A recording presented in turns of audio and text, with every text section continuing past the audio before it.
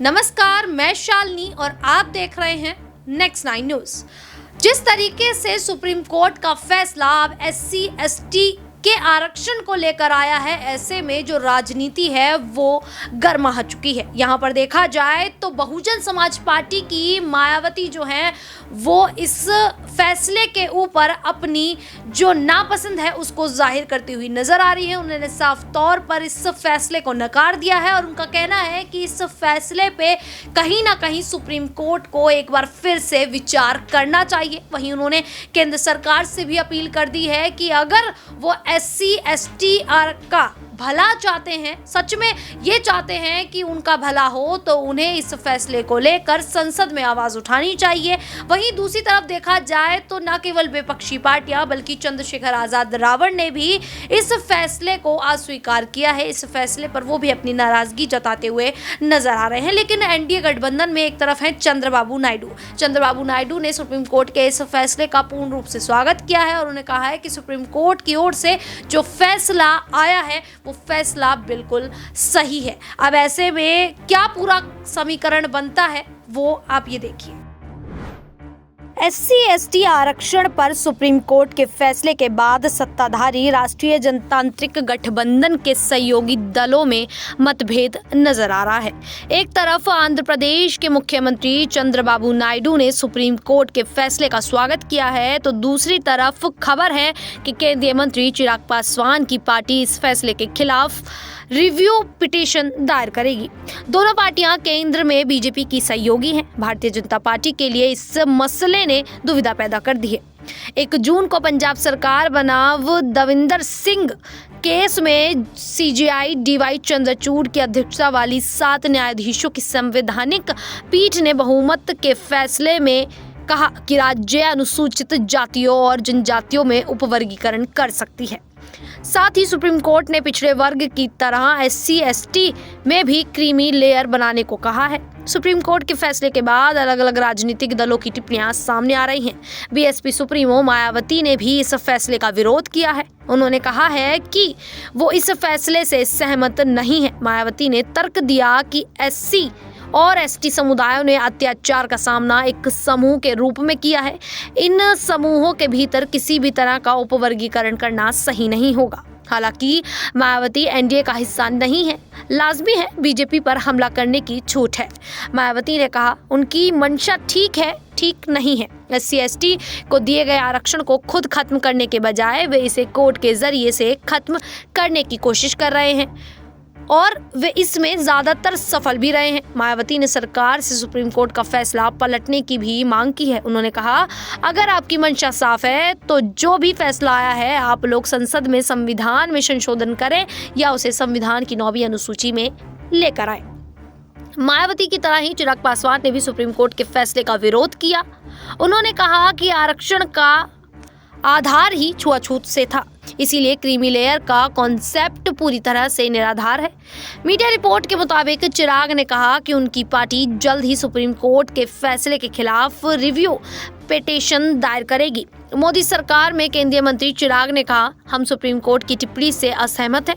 स्पष्ट है कि अनुसूचित जाति के वर्गीकरण का आधार छुआछूत है, न कि शैक्षणिक या आर्थिक स्थिति, इसीलिए क्रीमी लेयर का प्रावधान नहीं हो सकता।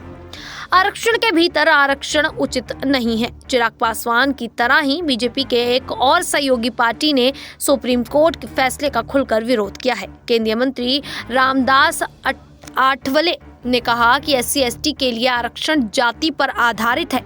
उन्होंने कहा कि SC और ST के लिए आरक्षण में क्रीमी लेयर के मानदंड लागू करने के किसी भी कदम का उनकी पार्टी कड़ा विरोध करेगी। एक तरफ मायावती, चिराग पासवान और RSP के रामदास आठवले ने SC/ST आरक्षण में उपवर्गीकरण का विरोध किया, तो दूसरी तरफ चंद्रबाबू नायडू ने इस फैसले का स्वागत किया है। आंध्र प्रदेश के मंत्री और नायडू के बेटे नारा लोकेश ने ट्विटर पर लिखा हम अनुसूचित जाति वर्गीकरण मुद्दे पर सुप्रीम कोर्ट के फैसले का स्वागत करते हैं।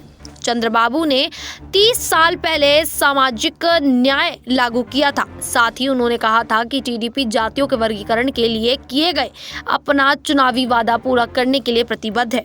हालांकि इस विषय पर अब तक भारतीय जनता पार्टी की कोई प्रतिक्रिया सामने नहीं आई है। पार्टी का कहना है कि वो अभी इस पर मंथन कर रहे हैं, उसके बाद ही अपनी प्रतिक्रिया देंगे। लेकिन तेलंगाना विधानसभा के दौरान प्रधानमंत्री नरेंद्र मोदी ने अनुसूचित जाति में वर्गीकरण की बात कही थी। राज्य में 2023 के विधानसभा चुनावों के दौरान प्रधानमंत्री नरेंद्र मोदी ने मडिगा समुदाय के उपवर्गीकरण की लंबे समय से चली आ रही मांग पर विचार करने के लिए एक समिति के गठन की घोषणा की थी।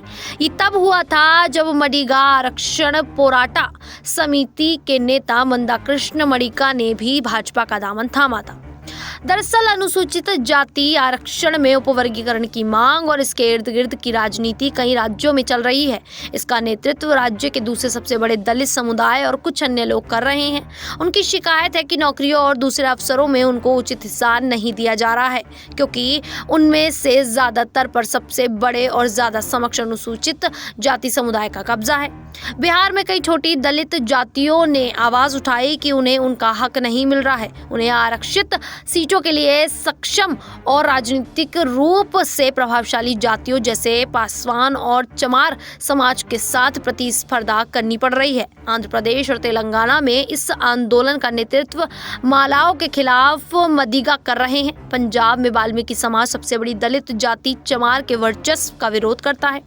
राजनीति भी इसी के इर्द गिर्द घूमती है। क्षेत्रीय पार्टियां अपने वोट बैंक के लिए जातियों पर ही निर्भर रहती हैं। जैसे उत्तर प्रदेश में अनुसूचित जाति में आने वाले जाटव मायावती का कोर वोट बैंक माने जाते हैं। बिहार में चिराग पासवान दलितों के नेता हैं, लेकिन पासी समाज उनके पीछे लामबंद है। दूसरी तरफ बीजेपी लंबे समय से नॉन यादव ओबीसी और नॉन जाटव दलित की राजनीति करती रही है, जिसका फायदा पार्टी को उत्तर भारत में हुआ भी है। लेकिन अब ये दुविधा है कि अगर बीजेपी जैसी राष्ट्रीय और अन्य क्षेत्रीय पार्टियां सुप्रीम कोर्ट के फैसले का समर्थन करती हैं तो उन जातियों से कैसे डील करेंगे जो राज्यों में सबसे मजबूत हैं, जैसी यूपी में जाटव, पंजाब में चमार, बिहार में पासवान। इस फैसले का एक बड़ा पहलू ये भी है कि अगर जातियों का वर्गीकरण होता है तो राजनीति की डायनामिक बदलेगी। छोटी छोटी जातियों के नेता उभरेंगे, जिससे गठबंधन की राजनीति और मुश्किल हो सकती है। बड़ी पार्टियों को नए छोटे दलों के साथ गठजोड़ करना पड़ेगा, उन्हें साथ लाना पड़ेगा। बीजेपी की उससे भी बड़ी समस्या ये है कि गठबंधन की पार्टियां ही अलग अलग सुर अलाप रही हैं। साथ किसका दें? पार्टी की तरफ से फिलहाल कोई प्रतिक्रिया सामने नहीं आई है। इस विषय पर हमने अपने वरिष्ठ पत्रकार से बात की, उन्होंने क्या कहा देखिए।